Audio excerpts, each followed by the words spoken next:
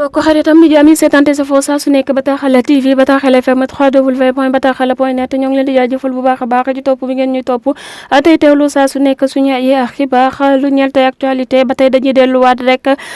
ci libération ki nga xamante ni moom moo di Bougane Gueye Dany ni ki démb nag lañ ko doon atte foofee ca Tambacounda ba ñu demee nag ci kàddu gu njëkk gi ki nga xamante ni moom moo di procureur la mu daal di woon demandé rek à ce que juge bi daal di koy teg ci kawam mooy ñu daal di koy tëj 1 an de prison dont 3 mois ferme amande ko lu toll ci 500 000 francs CFA loolu la waxoon daal waaye ba ñu saytoo gis ni rek li nga xamante ni moom moo di jugement ba jeex na juge bi la mu daal di décider finalement mooy que ni rek 1 mois avec sursis la ko daal di condamné sursis nag boo ko déggee mooy 1 mois yoo xamante ni di ko daal di tëdd de daal di jëli bagage am ñibbi këram amande bi 100 000 francs CFA lañ ko daal di tënkee ba ni ki démb kii di Bougane Gueye Dany daal di nay libre ba commencé ni ki tey ji fas yéene battre campagne accompagner ñi nga xamante ne ñoom ñoo di kujje gi mu daal di bokk moom mi nga xamante ni moo nekk comme 11e ci seenu liste Bougane Gueye Dany nag jamono ji nee na kontaan na lool ci battre campagne bi nga xamante ni moom la fas yéene battre campagne waaye yemu ca benn yoon itam nag daal dinay prononcé wu rek ci li nga xamante ni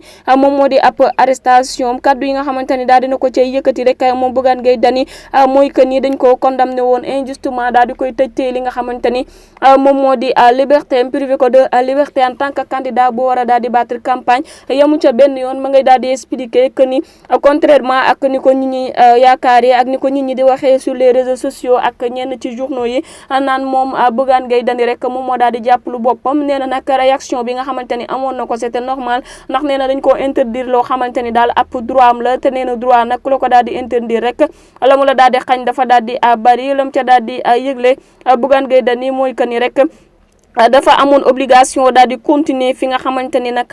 moom moo di Bakel wala sax ñu daal di koy jàpp te nee na effectivement kaddu yooyu rek la daal di wax ñi nga xamante ni ñoom ñoo di gendarme yi dañu leen jàpp leen ma wala rek ngeen daal di may bàyyi ma dem nee na ñoom nag ñoo daal di choisir jàpp ko te nee na bañ ko jàpp itam amul benn résistance bu mu ci daal di def ndax nee na lu ko ñoroon rek moom moo di opposition bi daal di gagné li nga xamante ni moom moo di seen ak yelleef ndax nee na li mu def tey jii bépp opposition la ko daal di defal képp koo xamante ni bokk nga ci kujje gi rek jàppal ne yow la ko daal di defal ndaxte nee na nag tey ji libération boobu nga xamante ni libéré nañ ko waaye itam nag prison bi nga xamante ni dund na ko nee na tey ji mënoon naa doon ku ci nekk ci ñoom te nee na bu boobaa rek la même chose lay daal di jël nekkul mbir boo xamante ni daf koy daal di regretter si c'était à refaire dina ko daal di refaire ndax nee na xeex ak yelleef ci la daal di bokk yamu ci ba tey moom Bougane Gueye Dany rek ci kaddu yi nga xamante ni yëkkati na ko ginnaaw li nga xamante ni moom moo di ab libération mooy que ni rek fës na yéene jamono ji daal di dabe ci li nga xamante ni moom moo di campagne bi nee na nag du noppalu benn yoon fileeg rek amul majorité à l'Assemblée nationale comme ni ko ñenn ci ku jegi daal di bëggee buñ ne majorité à l'Assemblée nationale nag mooy li nga xamante ni ñoom moom la ñu daal di casté wala moom lañ doon daal di ñor di ngir daal di koy bëgg muy que ni ëpp les sièges foofee ci Assemblée nationale nee nañu nag dem foofee di bloqué li nga xamante ni moom moo di ay loi yóbbuwu leen fa ndax jàpp nañu daal ay loi moom buñ koy daal di bloqué na doon loi yoo xamante ni bu jàllee du ñeel réew mi wala du doon avancement wu réew mi ñoom nag dinañ fa daal di toogal faskan bi loolu moom moo leen tax a jóg ñu gis ni nag contentement am na bu baax a baax ci côté ku jegi ku ci mel ni Barthélémy Dias moom du début jusqu'à la fin gis nañ ne à chaque fois rek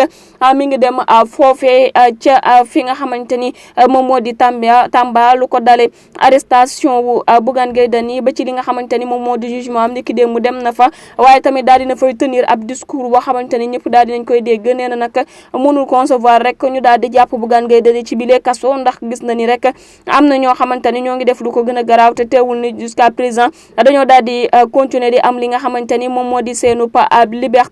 liberté boobee nag nee na tey ji moom la kii nii rek daal di yelloo ki nga xamante ni moom moo di Bougane Gueye Dany te incha allah rabbi dinañu topp mbir mi jusqu'au bout ngir ko mu daal di am liberté mu dem yoonam ñu continuer battre seenu campagne lu ci mënti am dinañ ci dégluwaat fii nii ci Bataaxal TV wéy leen di abonné tey bés cloche de notification bi ngir bañ a raté benn yoon li nga xamante ni moom moo ñeel suñu ay xibaar